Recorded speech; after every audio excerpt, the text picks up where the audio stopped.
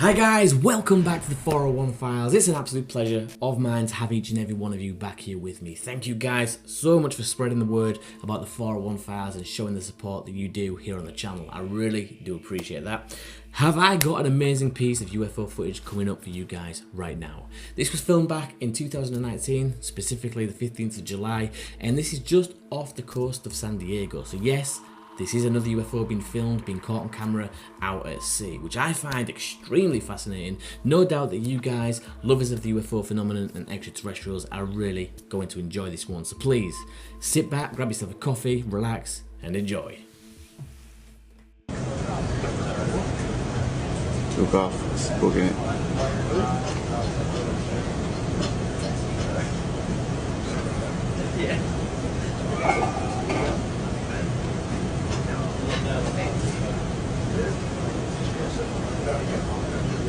Break Omaha, pick me kid, Rafael Peralta, passive ability to launch helo ASAP.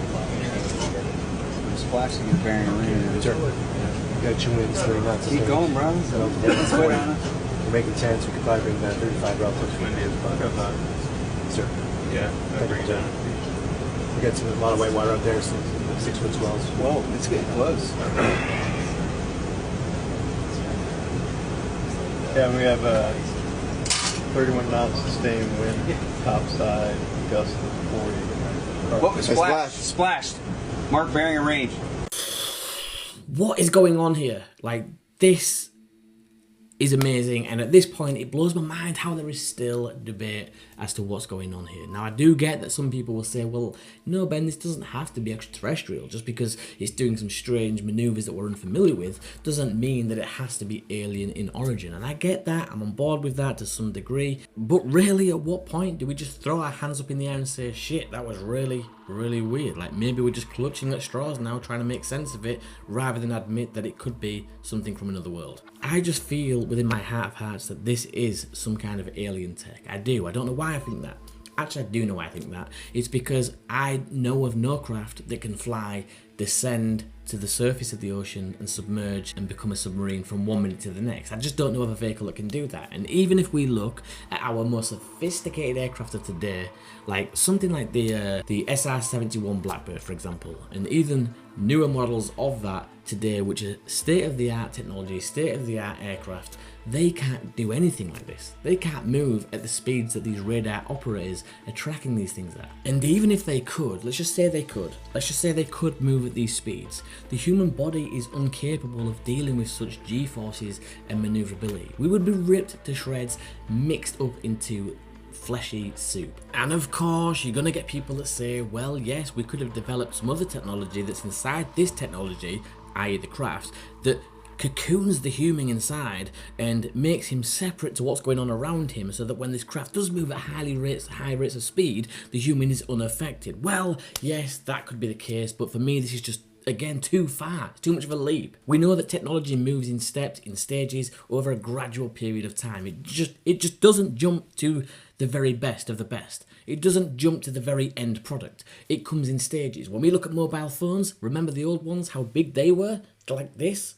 And then over years, over a period of many years, we realised that we could fit now what was in that to something the size of this. And that's how technology works. That's the human understanding, the evolution of technology. It comes in stages, in little tiny baby steps. So when you're asking me to believe, and when I say we, as in you guys, I'm not talking about you guys, I'm talking hypothetically. When you ask me to believe that we have in our disposal a craft that can move from one point on the radar to the other in the blink of an eye, which is many miles, it can stop on a dime, fly in space, submerge water, forgive me if I decline to believe that, because for me it's just too many steps. It is far too many steps. Now, there are some exceptions to that rule. For example, if humans have captured down extraterrestrial craft and we've back engineered that technology to bring us leaps and bounds ahead of where we should have actually been in terms of technology, then yes, I can jump on board with that. But again, it means admitting that we are in contact with extraterrestrials. Whenever we are presented with anything that steps outside of normal human understanding, then we instantly think it's a hoax. Humans can't achieve that. I don't believe what I'm seeing, so therefore it's not real. And I think that science, when it comes to that horrible mindset, has a lot to answer for. For example, the way science works is through trial and error. We see a problem, we ask a question, and then we start trying to test it. This is a problem. How do you make a toasty? We could make a toasty maker. Okay, let's try that. Did it work? Yes, it worked. Okay, brilliant. Well, that's how you make a toasty. But we know that's not the only way to make a toasty. And this is just a really stupid analogy, I get that. But we know that's not the only way to make a toasty. There are many different ways you can make the same thing.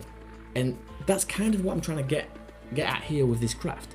Is that just because it's not the traditional way that we make our craft doesn't mean that it can't be made by some other beings somewhere else. Like, science has told us that our planes need 2 wings, a tail, a rudder, and engines, etc., and run off fuel. But that's like the analogy with the toasty. That's one way of doing it. It doesn't mean that that's all the ways possible of making something fly. And I think that when we look at footage like this, that is what we're seeing. We're seeing some other beings, some other intelligent species out there that have developed another way of doing exactly what we do here on Earth, but completely different. You guys have been awesome. Thank you so much for sticking this one out with me. As always, it's a pleasure to have you all here with me. Thank you for spreading the word in all these Facebook groups that you guys frequent, spreading the word to like-minded friends and family about the 401 Files. You guys are awesome. Please do not think that your hard work in helping share this content goes unnoticed, because it never really does, I promise. I notice everything. I try to comment back to all of you, or as many as I can. Unfortunately, some of you will slip through the net for whatever reason, but I do, whenever possible, try and get back to each and every one of you, because I really do appreciate everything that you guys do here and the support that you all show me. Until next time, guys, take it easy, stay safe. Wherever you are in the world, please do look after yourselves, and if you are in a position to do so, then please do look after somebody else as well. I'll see you on the next one.